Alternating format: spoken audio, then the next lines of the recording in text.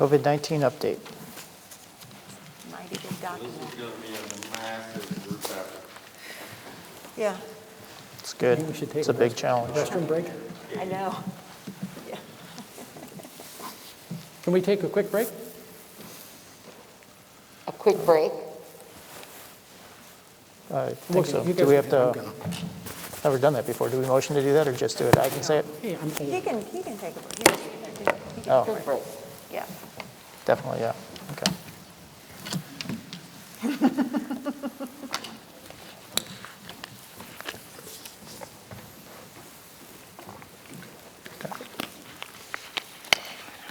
Yeah. Please go ahead. Okay, I didn't know if we were breaking Yeah, no, or you wanted please me go to present. I'm sorry. How are you all? Good to see you. We're starting with food. So COVID and, I don't even know where to, there we go. Okay, so school food. I believe Marshall's already kind of presented to you guys a little bit about the impact on our department. Thankfully, the USDA, towards actually the last day of August, decided to extend the waivers, allowing us to feed all children between 1 and 18 for free. So that was a great celebration on our part. So we started September 1st. So the service days that we had in August, we had to claim under the National School Lunch Program reimbursement rates. But when we switched over to September 1st, we were one of the first districts in the area to start doing this. So I included the federal reimbursement rate. So basically, every meal we serve, that's the rate we get. Breakfast is broken out into non-severe need and severe need, and I highlighted down at the bottom what schools are considered severe need. So the impact on school food. So basically, if you think about it, going in a blended model, typically a kid that eats with us 5 days a week is now eating with us 2 days. We do offer curbside, but that participation is somewhat low compared to what we normally are at. So a typical day last year, for breakfast, we would serve about 1,300. Celebration here this year, we're actually serving more, but because it's always a goal of mine since I've been here to increase breakfast. But the big hit is at lunch. We typically, in a normal school year, about 4,500 a day. We're about 2,100. So, but since March 23rd, we've served 130 curbside meals. So I cannot praise the staff in school food enough for all their hard work and their transitioning and their pivoting and everything. Oops, that does go fast. So here's the financial piece of it all and the impact. Basically, the sales piece is basically parents depositing money in their kids' meal accounts. Everybody's free. Nobody's really depositing a whole lot of money. A la carte, we do a very good amount of a la carte sales through a normal school year. So the year to date, where we're at now, compared to where we were last year, we're just under $300,000 a hit. So basically, the only revenue we're mainly getting right now is our federal reimbursement. Wow, that is, sorry about that. Okay, so with that, we are getting creative. So I think when I present all the time, we don't have a program unless we have participation. That is basically what drives our program. So we're trying to get creative on how we're trying to increase it. Obviously, we've been telling everybody it's free. So we've taken a system responsive approach by using the Plan, Do, Study, Act process. And basically, a lot of our schools now are switching over to grab-and-go breakfast carts. So that's helped that number for breakfast come up. We are visiting classrooms with a cart. We're either at the front door with a cart. So when the kids come in, they're basically getting that face interaction as opposed to, oh, I'm going to go down the cafeteria and get breakfast. So we're right there with them. A lot of our schools are providing breakfast and lunch meals to our preschool kids that are in there because they fall between that 1 and 18. And then the Y Care that is in Washington Middle providing them with lunches. Our high schools are now with the right before Thanksgiving break and now coming next Tuesday, we're going to supply 4 days worth of meals to get them through the holiday break a little bit. So that has helped. That was a huge day right before Thanksgiving break. And a few other things that we're doing is Very exciting. A couple of days ago, Tuesday, we started at all the schools except a couple. Oakville Elementary is going to bring it in after winter break. We are supplying all schools, or all students in attendance with a shelf-stable meal that includes a shelf-stable breakfast and lunch to have for the next day when they're learning virtually. A lot of times as I'm going around just watching the handing out of the bags, those kids are already eating the stuff in the bags, well, that's great. You know, it's just one extra thing we could do for our kids. And some of the stuff is stuff they would normally buy a la carte, so it's kind of exciting stuff for them. So that has seen a dramatic increase. Just over the past 2 days, our breakfast numbers just daily went up 1,500 meals, and then our lunch went up 1,700 in a day, because we're providing that extra meal. So that should hopefully bring us in some very substantial revenue, which we're definitely in need of. So I'm very excited about that. And I've been attending our virtual PTO meetings, trying to spread the word about school food and what parent, just letting them know that's one burden we could take off for them, and then really promoting that we are following multiple safety procedures. Food safety is always a top priority, but we've taken it to the next level with having everything wrapped and everything. There's a video that I've included that you guys could watch that Hunter helped highlight our managers sharing with everything that we're doing. Just some more continued support. Our principals, our teachers, everybody's pitching in to help out our department, which is vastly, greatly appreciated. Our principals are working with our school food managers. How can we make this work? And a couple of them actually came up with the idea of the shelf-stable meal bags. It's now turning into a competition among schools who can get the highest number, which helps us even more. Operation Food Search, fantastic organization that has basically supported our district throughout this whole pandemic. We continue to receive fresh produce boxes and meal kits for them to pass out to our families, which is just another huge benefit and extra support that we could give them.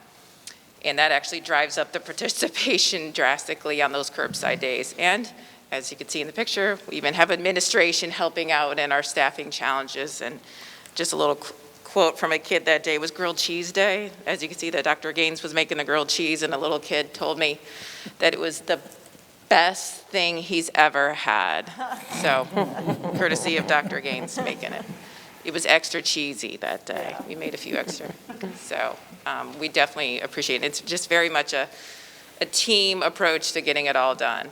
Oops. And that's a video, like I said, if you want to view the safety protocols we're following.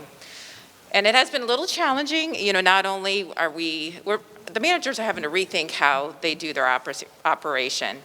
Yes, there's less kids in the building, but we're having to wrap everything. Now we're doing these shelf-stable meal bags, and they're doing that all we are short 14 staff members across the district. I have staff members from the high schools that hasn't worked a day in their high school yet this school year, because I have them deployed at other schools helping out where they're short-staffed. So I cannot praise the school food staff enough for putting a smile on when I say, well, let's try this, and they just make it work with all the challenges that they have. So I'm just the one that speaks to you. They make it happen every day. So kudos to them. That's all. But any questions Katie, about can you give me an school idea what's in a shelf-stable bag? food? Yes. It's anything from a cereal bar, a Pop-Tart, craisins, raisins, applesauce cups, a juice box, meat sticks. We have tortilla chips with a nacho cheese cup, and we're also going to have salsa. So it's just a variety. It's hard to find. I didn't feel comfortable sending home a turkey sandwich. I know I have 3 boys. Good chance they would leave it in their backpack for probably a day, if not more, and they'd pull out, oh, let's this, and start to eat it. So I felt I would be a little more, I just wanted to be more comfortable handing something that if it gets forgotten in the backpack, they could pull it out 2-3 days later and still eat it. So trying to find things with protein sources that our distributor actually has on hand, because everybody's looking for these things, just like when you go to the grocery store. But hopefully get a little more variety as we continue this after winter break. But the kids, I was at Hageman on Tuesday when we first were handing them out, and the little kid grabbed his bag, and they're all shaking that, and it was like Christmas morning, like, look what I got in my bag. They were so excited. That's and great. It helps us, it helps them. It's a win-win situation. Super. Thank you, Katie. Yeah. So any I other have a questions? question. So 14 part-time openings right now. If we were, or when we are in school, all 3 levels full-time, what does it look like for openings? How does, I assume that increases? No, that's 14 openings throughout, whether we're in a blended model. It Just is. if we do go back and all person in the high schools are in there, it would be a challenge to make it all happen. We'd have to. Because you're using, like you said, Oh, you're yeah. using a lot of high school. I have staff at the other members levels. that are normally at the high school that have never worked in the high school yet this school year because I have them at, one gentleman, I think he's been at 6 different schools. Wow. I move him around where we're needed. Yeah, And he goes wherever he needs to go. Yeah. So it's an all-hands-in effort. okay. But being in a Whereas blended model, you have less kids in, but the job duties are, it takes longer to wrap everything. It takes longer. So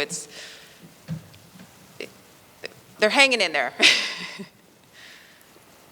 Oh, Yeah.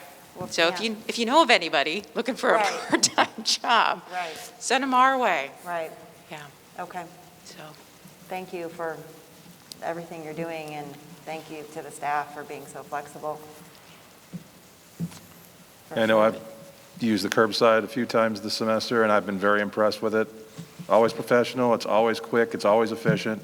It's definitely, I know, a bit of a crazy thing when there's a line of cars at the high school, but the staff is moving well, it's moving efficiently, and it's definitely a good sign that things are working both in school as well as the curbside. great. Thank you. for You're that. welcome. Anything else from you? Anyone else? Thank you. Thank you.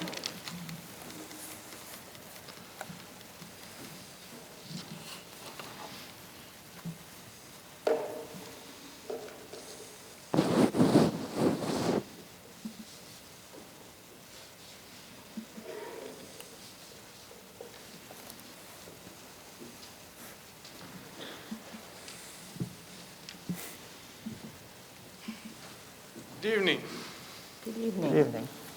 As for the buses, just so everybody knows what we're doing on a basically daily basis, is every day, all the drivers are cleaning, disinfecting their buses. We're using a spray, 33, the same stuff that's being used in the classrooms, after every tier, and then we deep clean them when they're necessary. Every bus, including Gen Ed, SSD, and EC, all have seating charts. Every student has assigned seating. And each driver in their clipboards have extra masks for the students who come to the bus without one. We do have the type like this, and we also have the child ones, so to get a better fit. For the high schools, since they're in a completely blended model, that we're currently running 12 general education buses and 3 SSD buses for interventions. How that looks is there's 3 that go in at 10 o'clock, and then 3 additional buses will take the students home around 11:50, and that's at both high schools. They're basically run simultaneously. And the interventions we are running Monday through Friday. Staffing, similar to what Kitty has, we're 8 bus drivers short right now, 1 utility person, which is considered basically a fueler, and 10 activity drivers, the ones that take the students to and from the different schools for various activities. And on average, we have between 5 and 10 individuals out for precautionary reasons. We've had to double routes this year, and we've been doing it a lot recently because of staff shortages, and also have the mechanics and staff driving almost daily, both morning and afternoon. On Mondays, each driver monitor has a different assignment. Some work over in facilities. Some are doing interventions and other duties. And I want to say a big thank you to my entire department. They've been very, very flexible and very patient throughout this entire process. It's been very trying. And things change at a moment's notice, and we've been able to keep going and get the process going and keep the students going to school. So that's what we're proud of. Any questions? Thank you. Thank you. Thanks, Dan.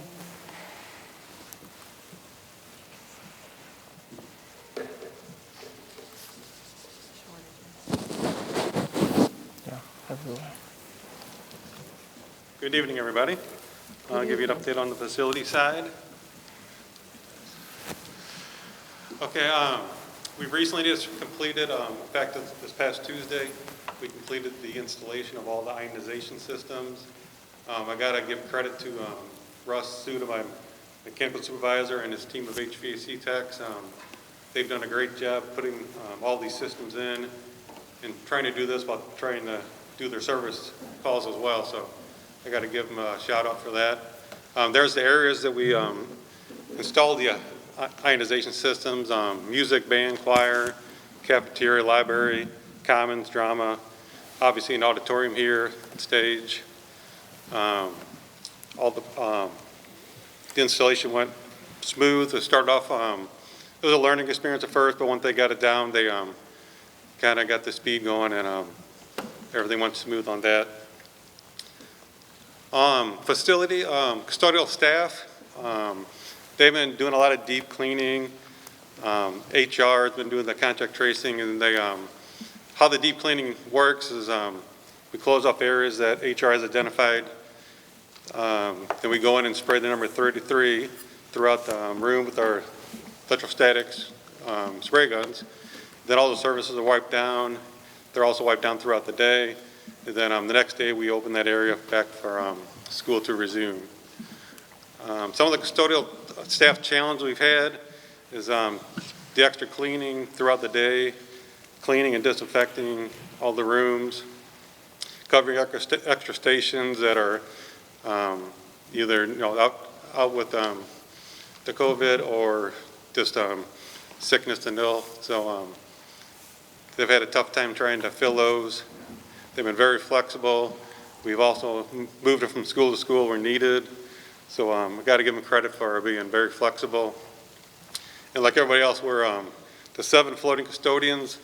Those are the 7 openings we have that are extra custodians. We have the fill in like in the evenings when we're shorthanded for people calling in sick. So we've had those openings for quite a while, and I believe we got 1 in the works. Hopefully we'll get them started after the new year. So going in the right direction there a little bit. Kind of want to go over the facility custodial PDSA we did. It was a study we did to see how effective the teacher seal, the rooms were being cleaned. Of the 531 surveys completed, the district average was 4.62, and we did a scale of 1 to 5, 5 being very satisfied. So with that 4.62, we are just very pleased. Some of the feedback we got, keep up the awesome work from some of the teachers wrote. My room looks and smells very clean every morning. Thank you for the cleanliness. A lot of good comments we got. Thanks for all you do. So we couldn't be more pleased with the feedback we got. On the facility maintenance side, we got to thank the carpenters. They built over 700 plexiglass barriers in the last, 7-8 months. Done a great job on that, keeping up with those. Bottle fillers, we've installed 30 bottle fillers throughout the district. Just because we shut a lot of all their water fountain side off, so the bottle fillers were needed. They got all those put in, did a great job. They also assisted on installing 11 additional keypads throughout the district, which was some funds we had from some of the contingency money left over from the capital projects from last summer. And also some of the maintenance guys have been filling in also on the custodial side helping out. So I got to give everybody kudos for all the work they've done. And like everybody else, I'd like to thank all my staff, office, maintenance, custodial for all the great work, dedication, and effort they put in every day to make this all happen. Oops. Any questions?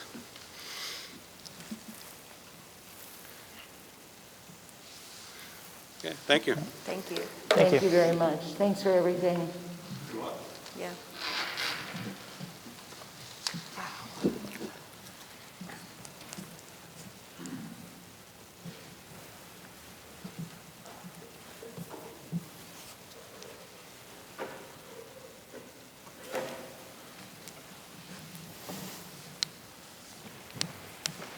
Mike. Just to say it again, thank you to Katie, Dan, Mike, and Mr. John Tucker, who's not here with us tonight, for their continuous hard work throughout the pandemic, and the work ethic of my classified teams has been outstanding and You're here. without rest, so thank you. Some good news. Earlier this month, we applied for a grant through the Department of Elementary and Secondary Education for free antigen testing kits. We found out that we were eligible to receive those, and today we received roughly 1,100 kits. So those have been delivered to John Carey Early Childhood, where under the supervision of Jen Ahern, our lead nurse, we will begin offering them to employees on January 4th. It is a test that produces results in about 15 minutes. Those taking the test will stay in their car in the parking lot and will not enter the building. And we have a team of Jen Ahern and 4 nurses who have gone through the training to do this and to submit the data to the state, sharing the results. So we're very excited to be able to offer that benefit to our employees. I'm also pleased to report that we're seeing good fidelity with the mitigation strategies that we developed before the beginning of the school year.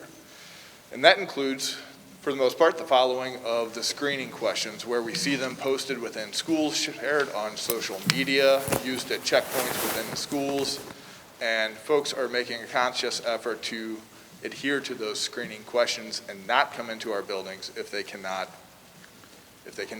answer correctly to those. We see the consistent and correct use of masks. Dan shared that our bus drivers have masks available when there are students who show up to bus stops without them. We've been distributing masks to our schools every 6 weeks. We're grateful for the support of Ed Plus with the masks we have received from them. And there have even been community donations of masks. And so we're happy to report that in any time when a mask was needed, there's one available. We continue to socially distance to the largest extent possible. Our teachers are doing a great job promoting hand hygiene. And we continue, as noted, to clean and disinfect with targeted deep cleaning in response to known cases. And we have the ability to deep clean at every building level. All of our custodial teams have the materials necessary to do that if there's a need within a building. And it'll be discussed more, but we continue to collaborate with everyone, including growing partnership with our local health department for contact tracing. I'd be happy to answer any questions that you have.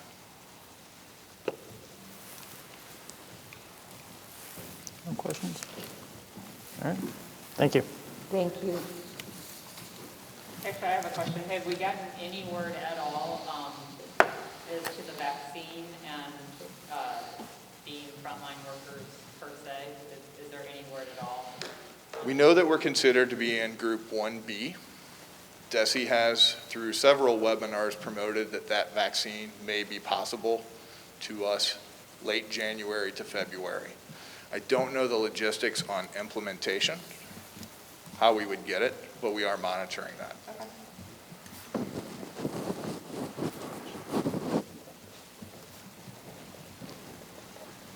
So one of those mitigation strategies that Dr. DeKemper just mentioned is contact tracing. Contact tracing is obviously one of those strategies that we believe as a team is probably one of the most crucial and critical strategies or components to minimizing this spread. The crisis obviously created an unprecedented need for training across our country, with thousands of people trying to learn these skills in a quick manner. I remember 10 months ago sitting in the boardroom as we tried to have this conversation, and to think back, that was it was almost 10 months ago. So our goal was obviously to reduce this transmission as quickly as possible, and then break down that chain of transmission throughout our school district should a community member become infected. So our central office staff, human resources staff, and all building principals, assistant principals throughout our district, over 50 administrators completed training from the Johns Hopkins University. We went through that training and became trained through that process in order to emulate that in our school district. If a member of our school community does test positive, our staff are then prepared to complete that tracing to identify essentially if there's anyone that needs to remain off campus. As we identify positive cases, we look at close contacts. Those teachers or staff members receive administrative leave when unable to work remotely. And then our human resources team literally spends probably 75% of their work is essentially doing contact tracing. And I'll use Crystal Morard as an example in that team of human resources has worked so diligently and through, evening hours, through the weekend. We have been all working in order to continue this tracing as we learn of cases. Our principals are sort of the key people in all of our buildings, as well as our directors. They remain permanently on call to gather that information, so as soon as possible, so that essentially, again, we can remove any close contacts that we've identified to be removed off campus. So essentially, there's two groups of people that we are identifying as a district. So primary contacts are those students that have spent, or staff members that have spent 15 minutes in close contact. We notify them of their exposure, and we send them home. We also follow CDC guidelines as we follow a positive COVID test or exposure. My glasses, sorry. And then also we identify secondary contacts. Secondary contacts are those people that have had exposure to one of those primary contacts. Secondary contacts, after identified, those individuals are allowed to remain on campus, but we do send them notification that we were aware that they were a secondary. I think the important thing to remember too, as we try to work with our health department, our county health department, the important thing is to remember as a school district what our obligation is and what we try to do. We don't quarantine people. We don't isolate people. Our obligation is to inform people when we're aware, to contact trace, and to let them know that they are to remain off campus for the duration of time that we have indicated. The other group would be we have sort of things in two groups. So HR works with our employees. I work with building principals for our students. So essentially those two groups are the two groups that we sort of identify. And it's side by side. So we're finding that anytime we are aware of a staff member that is potentially exposed, that also impacts a student. Vice versa, a student becomes in contact with a positive case. We're aware of that. So HR and I have spent evenings and a lot of text messages and a lot of emails and a lot of hours together. Our building principals obviously are gathering that information. They're that contact when they get that information for students. Also, after they make those contacts, they're also then communicating with reading teachers, interventionists, math interventionists, custodians, siblings, anybody that essentially has been in contact with that student on any location of the building throughout that school day. So I work with the building principal then to decide, number one, how long that student should remain off campus, and then two, what primary students would be involved in that. And that's for the decision to either close down a classroom or a grade level in those cases. So as building leaders, we make sure we inform parents of the exposure, number one, and then number two, what is our alternative learning plan? So when students are not in school or not able to come to school, what is that learning plan for them and how do we arrange that? Often we are getting substitutes as much as we can, and as Ms. Hanson will sort of go over with you, that difficulty of finding subs becomes sort of a patchwork of subs, a rotating group of people that happen to be available throughout the school day. That consists of subs, teachers, even administrators you'll see in classrooms teaching all kinds of subjects. So the student tracing process can take anywhere from a simple phone call they get from a parent and they maybe clarify something, all the way up to an entire day, depending on how many contacts that staff member or student has had contact with. So that's essentially for students. I'm going to turn over to Jennifer to go over essentially what we do with employees. Yes, I got to wipe down.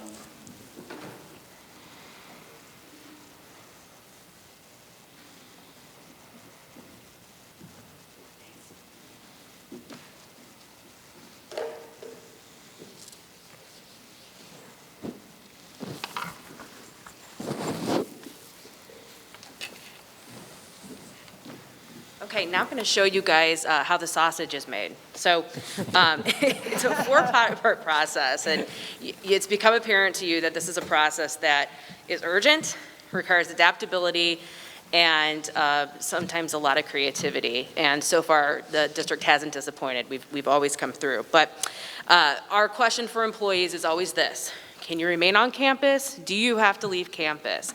The sense of urgency is that we want to reduce transmission, and one way to do that is to get people off campus as soon as possible. So with respect to employees, we utilize our building leaders, so either directors like Mike, Katie, Dan, John Tucker, or principals or assistant principals. They're our first stop. HR has a 2-page information gathering sheet for them, so they can tell us who was the exposed person, give me the chronology of where they may have been exposed, when, what kind of symptoms they had, when did they start, where did they go in the building or elsewhere on campus, i.e. like traveling employees, custodians, interventionists, traveling gym teachers, and who did they see? And it takes them a while to gather that information. It can take 45 minutes to an hour on your average case. If we have larger cases, often happens with our SSD employees who follow in and push into rooms, it can take all day. Once the building leaders, the directors get us that information, they send it to us along with the sign-in sheets that we use and with all the contact information we need. We don't ask them to do anything decision-wise except if somebody is identified as being exposed or primary, get them off campus as soon as possible. Then it comes to human resources. There's a lot that's been crazy about this year, but one of the constants has been that I work with a great team. You've heard Crystal Morard's name. She keeps us all in line. Jennifer Pipkins. We hired a third named Cheyenne Cook, and we've hired a contractor, Lori Sullivan, who is the former principal at Bernard. We take cases as we have the availability. Each of us works from about a 10-page script that takes into account our Johns Hopkins training. It takes into account what the CDC guidance is. That's always changing. And then it also takes into account the county health department. And sometimes the county health department is consistent with the CDC. Other times they go their own way. So we spend a lot of time each week also meeting to make sure that our guidance is up to date and that we are being as consistent as possible with our staff. We don't want to freeze their desire to tell us that they have symptoms, come to work if they're sick. We also want to make sure that the process is easy and not judgmental for them, so they're willing to tell us everything they know. So once we get that sheet and we go through the script, we call all parties involved. We start with the exposed person, everyone that they potentially could have been around. If they don't know the length of time, we have a set of questions that will narrow it down. We try not to use our discretion. We try to take a person's memory at face value, and we make our decisions based on what we are told. Once we establish who the primary contacts are, who needs to leave campus, who the secondary contacts are, we run through our information, make sure that we've eliminated bus drivers, custodians, cafe recess monitors, volunteer tutors, anybody who might be in the building. We really try to exhaust that. That process can take us on 2 hours on average. If it's a larger situation, I mean, I'm terrible at technology. There we go. If it's a larger situation, it could take us days. And after we do that, we work with Jeff Morard in facilities to get deep cleaning underway. I would say on average, we do about 8 to 10 cases a night. We have had days where we've had 50 cases, and some days where we've had 3 or 4. But on average, I would say we have at least 10 a day. That translates to a lot of work for our custodial department. They need to go in and make sure that they're cleaning all the areas that could be infected. A best practice is to wait 24 hours so that they can avoid any kind of surface contact. The reality of that is that with students coming in, that's a shorter turnaround time. So it's a real hard job for them. And I would say, you know, they're taking half hour to 2 hours per area or per building. If you divide that up over all of the custodians on the night shift, that takes a lot of their time and a lot of their energy. Step 4, we administer leave. So HR finally identifies and informs everybody who may have to remain off campus what their eligibility would be for any kind of federal leave. Another effort we use to make sure that we're not chilling the disclosure process is to make sure that people who are directed by the district to leave can avail themselves of the federal COVID administrative leave so that they're being paid if they can't work. The truth is, our teachers have been extraordinary in their desire to want to work virtually and remotely. These are employees who put themselves in close proximity to children and other coworkers every day. They do it willingly, and it's been striking and stunning to me to see that when I call them to tell them that they can't remain on campus or that they've been a secondary, which can sometimes be like 2 or 3 times in a week. This is a group of people who says, okay, what can I do? So that's been very heartening for us. The same with custodians, the same with bus drivers. They have been adaptable.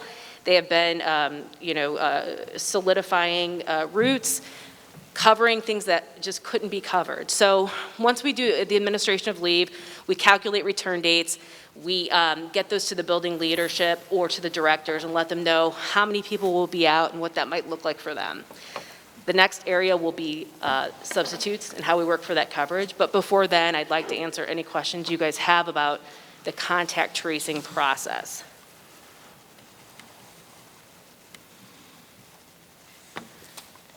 I think that means I did a really great job, right? I've got a question actually on Yeah. primary contacts. I didn't see it in here. Do those take masks into account, or is it simply based on distance? Yeah, so the CDC is of 2 minds, and that would be first that wearing a mask, staying 6 feet away from one another, washing your hands frequently, all of those efforts are mitigation efforts that anecdotally should reduce the transmission rate, right? But when they're looking at contact tracing, they're not taking into account a plexiglass barrier, gloves, masks, any of those things, because they want to make sure that they're overly excising that group of people. So yeah, masks and other mitigating efforts do not, except for frequency and duration, so less than 15 minutes, over 6 feet away, those are the only ones that really count. Okay, and it is 6 feet, that's a close Yes. contact. Yeah.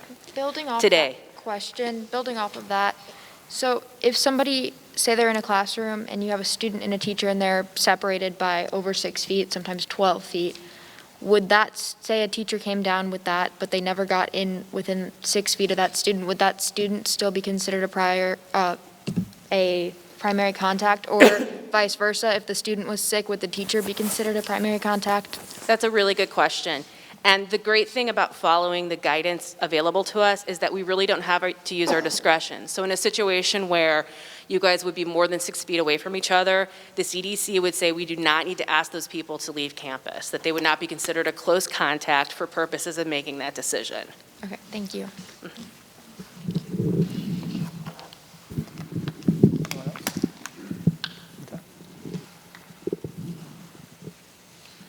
All right.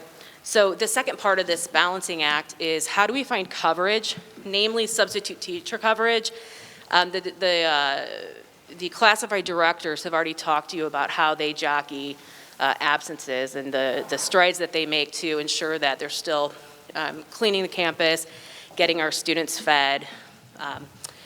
But with substitute teachers, daily, we say, do we have sufficient coverage for teacher absences? So on top of the regular absences and COVID-related absences, we've been extraordinarily creative, and that creativity is owed to principals and the good nature of the teachers who are willing to take their off hours and their planned times to cover a patchwork of, of different sub-jobs. So on any given day, you'll see substitute teachers who have taken an entire day's class, substitute teachers who are pushed, on an hourly schedule to cover everybody else, specialists, interventionists performing substitute services instead of pushing into classrooms, teachers, again, giving up their plan times, curriculum staff. That team has subbed over 50 times this semester. Central office staff have even subbed for elementary and middle school. Dr. Gaines, as you know, did some great work in the cafeteria. The substitute fill rate, the data that's on this slide is important because it shows, it kind of mirrors what we all know about the community and the spread in our community and what that looks like when it reaches campus. You can see that we started out the school year relatively strong, taking into account the fact that COVID existed then and we were still getting hit. We were managing to fill at a relatively decent rate. As soon as fall came, and particularly after Halloween, when we started having spikes based on off-campus contacts, parties, that kind of thing, or when people started to feel too safe off campus, we saw the consequences of that. And you saw our fill rate go into the 50s and the 60 percentile. You'll look at November where you see 3 days of 100s. That looks great, but that actually was a time that we were virtual. But the picture that this paints is this. We're not getting the substitute teachers to come in and fill the jobs. And we are requiring already stressed out staff members and already fully let me think of how to say this. They're already doing their day jobs, and we're asking them to do a little more. So what does that look like? Why is it happening? Substitute shortage has always been an issue in the district, but right now we have 213 active substitutes. We know they're active because in the beginning of the school year, we called each one, asked them if they wanted to remain active, if they intended to take jobs in the district, and they said yes. But you can see only 89 of those substitutes have taken district assignments since August 25th. When we call and we ask them, the information they give us is, I know somebody's out for 2 weeks, I don't want to fill that spot. I'm afraid to go to elementary school because those kids are needier and they can't keep their hands to themselves. So even though we have the substitutes there and we've trained them how to do the job virtually, we've trained them on mitigation efforts, and we've trained them on what it might look like to teach in a classroom during a pandemic, we still have a number who have begged off. Since November, we've hired 25 substitutes. We've got 12 through the hiring process. 13 are still in that process. We, in this round of substitute teachers, have been very clear with our needs and what those look like. All we can do is express those needs and tell them how we would like them to serve our district, but it remains to be seen what this will do to help our substitute shortage. So with that, what questions can I answer with respect to substitutes? Is this an issue that our neighbor districts see as well? Is this an issue that our neighbor districts see as well to the same degree that we do? Yeah, I don't think anybody is coming out of this, this pandemic with any kind of good situation. If you look at neighboring districts or districts in the St. Louis region, our numbers are actually pretty good. We're on the high end of those fill rates, but everybody's struggling. I don't think that pay raises we haven't tried it. I'm certainly willing to try anything, but so far our districts who have done that have not reported success in that way. I think it really is a matter of your personal taste for risk or perceived risk. Okay, thanks. All right, well, thank you all. Thank you. Thank you.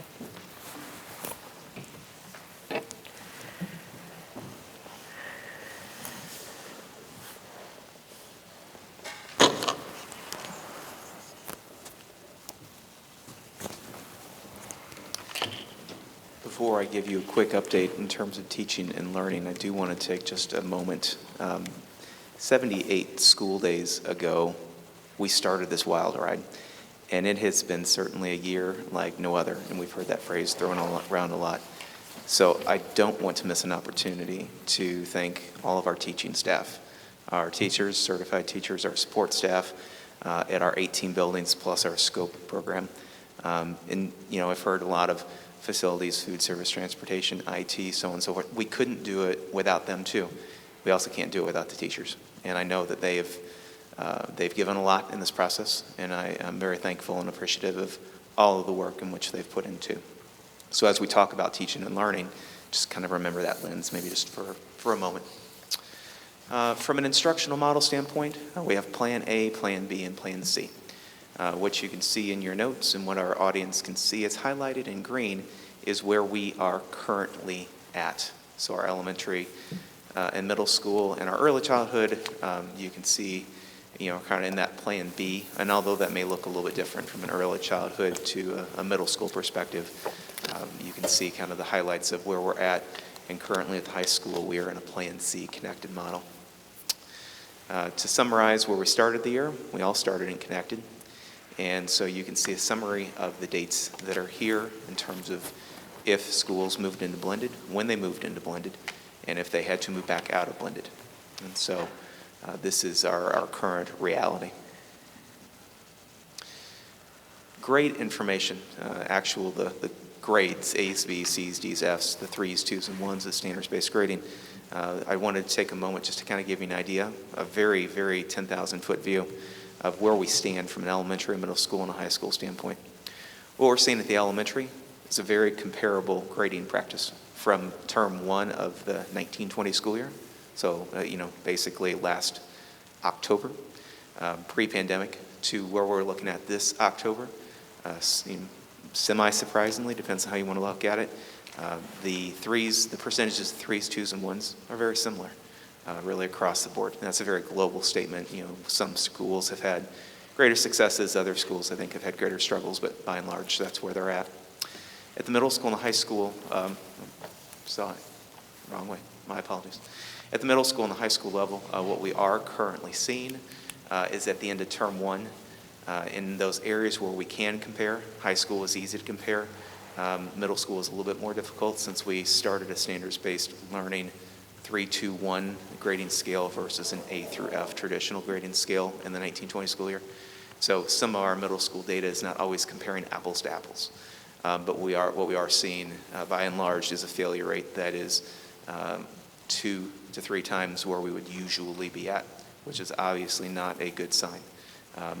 We also find from a Mehlville at Home standpoint that we do have some kids that are really struggling and not connecting the way that I think any of us would certainly like to be able to see. It's not for a lack of a device, it's not for a lack of internet, but being able to see kids in person, I think does make a big difference in this, in this world that we're living in. From a learning plan review, if for revisions that we've had to make, we have not had to make any early childhood revisions. We've not had to make any middle school revisions. What we have needed to be able to do from the elementary, starting in January, we are going to be moving it in terms of the schedule a little bit more closely aligned to where their start and end dates, or start and end times would be at.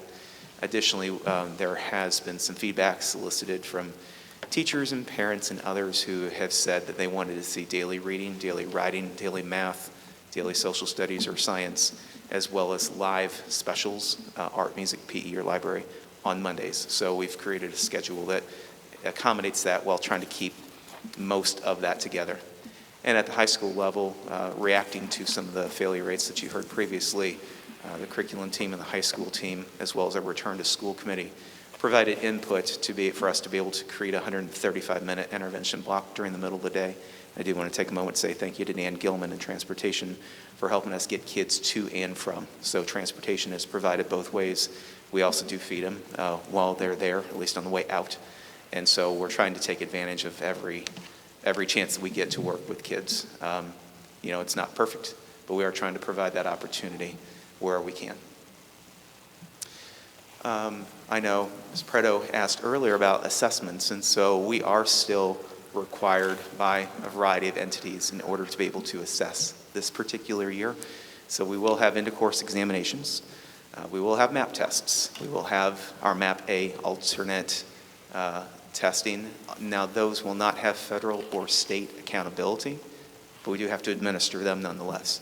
So, we do want to try to prepare students the best way that we can. And so my recommendation is going to be to push testing back as late as what we can, realistically speaking, so we don't take advantage of trying to test early. Our kids will probably need every chance that they can get to be in classrooms with teachers and to continue their learning. We will also administer the access tests like we do on an annual basis to our EL learners. That will pose some problems because all of that testing needs to be done in person. And so for students that are Mehlville at home, they'll need to come into the building in which to be able to do that. We're also trying to, limit cross-contamination where possible. So, we will continue to work through the logistics of that.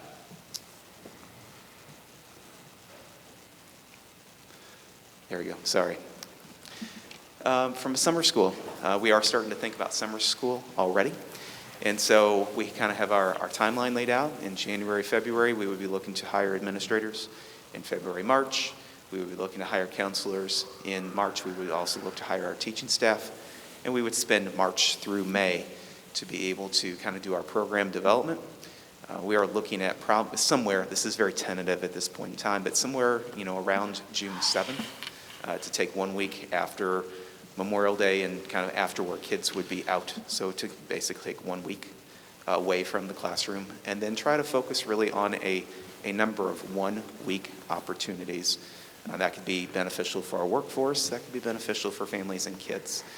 So to, again, focus both on remediation as well as enhancement. So to have some enrichment opportunities still there, because we know that that's important. And at the high school level, likely taking it through the month of July and continuing to offer 2-week sessions. So probably to offer 4 total, 2 in June and 2 in July for us to be able to let kids earn up to 2 credits. That will hopefully help our high school administrators and counselors offset some of the credit issues and failure rates that we may be looking at potentially. So we're trying to plan ahead to be able to offset some of those challenges. Regarding Mehlville at home, you can see some overall enrollment numbers from first semester and second semester. So you can see on the left-hand side our enrollment in the top left for elementary, middle, and high. In the top right, you can see a comparison to second semester, tentatively with where we're at right now. So you can see overall there's a slight reduction at this point in time, but it is only the middle of December, and there is always the potential that there may be some individuals that may, for a variety of reasons, want to make some movement. So we are continuing to work and plan accordingly. I've listed out the staff that we have that are committed to either teaching in full or in part to our particular program. We have weekly touch points. We've had them for months with our elementaries, our middle schools, and our high schools in order to be able to try to ensure that we can get to scheduling quickly, we can get to planning quickly, and we can get to implementation quickly. So we are continuing to do scheduling as we speak. So unless there are specific questions, I will I'll defer to the next person in line. I've got a couple. You talked about the middle school and the high school failure rates being higher. Do you know what the root causes for that are? So that's a big question. Yeah. But I would, if I were to speculate, my response to that would be, I believe that it is engagement plus lack of, daily contact with teachers. I think in combination certainly does not help that matter. I think when you have daily contact and I think you have engagement, and teachers are really good at creating engagement, it has become much more difficult to be able to do that online. It's not that it's not possible, but there are a multitude of reasons for that. And obviously our goal as part of a curriculum department and as building administrators is to be able to counter that with a variety of opportunities in trying to get kids back. I have one more. You had said at one point that learning plans have been consistent. That was in a couple of the schools. What does that mean exactly? So we have not had to make revisions to the plans. We did not have to make any revisions to our early childhood plan, and we've not had to make any revisions to our middle school plan. The only revisions that we've made, or adjustments that we've made to the plan, have been around what the feedback has indicated in response to data. So at the elementary level, as I mentioned before, the feedback that we had was there were a number of people who felt like we were offering reading and writing 2 to 3 times per week online, and math 2 to 3 times per week. And we've had a push for people who really would like to see daily reading, daily writing, daily math, which I completely understand. When we originally built the schedule, we were also trying to be mindful of screen time and trying to balance all of that out. Our kids do have a better level of stamina, but it doesn't necessarily mean that I would want to see a kid on a screen constantly, for 5 or 6 hours in one setting. We continue to find ways to be able to, needing to find ways to be able to break that up. And at the high school level, in reaction to the data, we created that intervention block to be able to get kids in there, because with the rules that we have in place right now and social distancing, if we have 6 kids coming in, there's an opportunity that we could have hundreds of kids at each of our high schools coming in for help. We are providing transportation to and from, and we're providing the opportunity for them to pick up breakfast and or lunch as well. So we're trying to react in a way that would be in the best interest of kids. Okay. I guess I'm confused, like you are, if there's a double the failure rate in middle school and yet we don't see a need for a plan revision, that's boggling my brain. Sure. The reason for at the middle school level right now is primarily due to this way the schedule is created. So the schedule is an 8-block schedule at the middle school. And so with the way that we have it currently. Oh, so you're talking about time and space. Okay, I'm sorry. In that particular one, yes. Okay, I'm sorry. I misunderstood. Yes, Peggy. What interventions are we putting into place? So, is there a plan when a child is failing to bring in, I don't know if we can bring them in, but to bring the parents to the table and maybe a counselor and try to figure out what's going on with that child, that they're not, is it just sheer everybody? I think everybody just wants to throw in the towel some days given the situation, but is it, are we making sure we're making sure everything is going okay at home? And So, yes. So, yeah, we're not throwing in the towel. We're not, no, I know that. I know. I'm just making sure the audience understands as well. We are absolutely not throwing in the towel in this one. So what we do have is on a daily basis, we have intervention sign-ins that will occur. And so we know that counselors and administrators and teachers are also engaging kids and trying to get those, especially that have D's or F's, needing to be able to come in the process to be able to offer that on a 5-day-a-week basis. So part of that will just be dependent on teachers knowing where kids' grades are at, and counselors knowing that kids' situations, and certainly families knowing that this opportunity is out there. And we've tried to, at the high school level, which I know, as a former high school principal, can be a difficult audience sometimes, because they may say, I don't want to, and other kids that can drive say, well, I'm going to school, but don't always sometimes make it there. So we're trying to take as many of the excuses out as what we can so we can help kids. Right. And just to be clear, I absolutely did not mean any of No, it. I know. I understand that, yeah. Or like some nights I was like, Sure. my son who's working from home, he's like, oh my gosh, I can't handle this any longer. We all have frustration. There's no doubt about that. Now, I understood where you were at. I just want to make sure that, for those that are listening, that, none of us are throwing the towel. We all want what is best for all of our kids. You guys were throwing Sure, the towel. sure. No, not at all. We keep plugging away and doing the best job that we can do. Thank you for that. You're welcome. Is there any detailed information in regards to, say, our high school students who are they're all learning virtually? So we know daily they're, tying in with their classes, whatever class block they have that day. Is there any correlation to those who are failing and the amount of time they're actually engaged in the classroom for that day versus just not understanding the material, like being present but not understanding the material? Is that tracked? We And do do, we we have- can track the ability of each individual student and the time in which they are logged onto their Chromebook on a daily basis. Yeah. Our IT department has the ability, and has had the ability in which to be able to pull that since the beginning of the year. Okay. And that the information has been utilized when asked for, and it has opened up some eyes in some of the conversations in which we've had.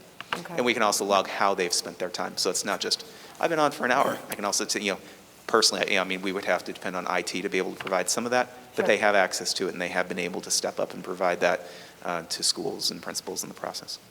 Do we have any feedback from the teachers as to how many students actually engage by turning on their camera versus since they're not required to?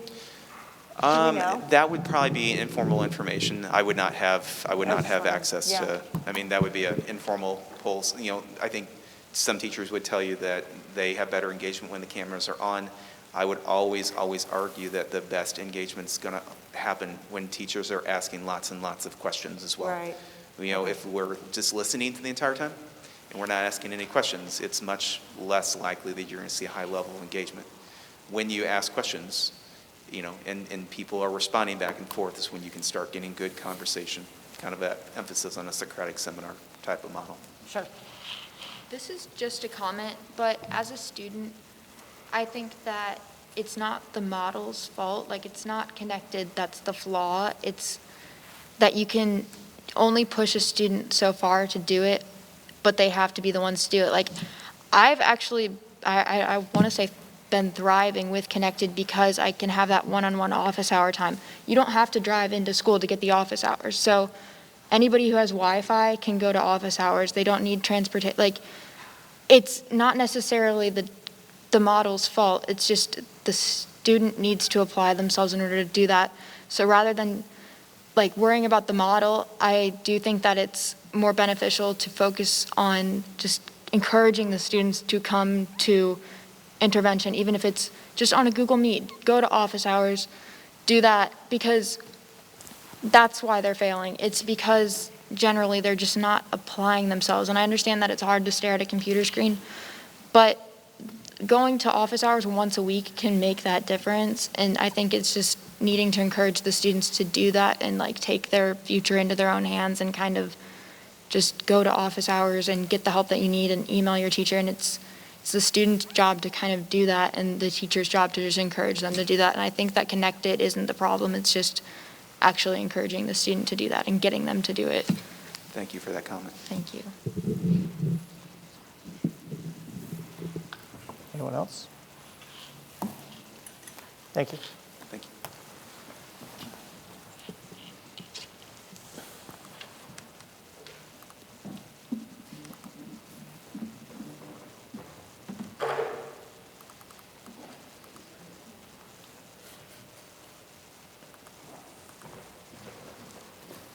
Good evening again. I wanted to talk about some of the feedback we've been receiving. It's certainly been a challenging year, not just for an education system, but for all of our families who are going through this pandemic and have experienced so much change so abruptly and for so long. And we are hearing the emotions coming from our families right now as well.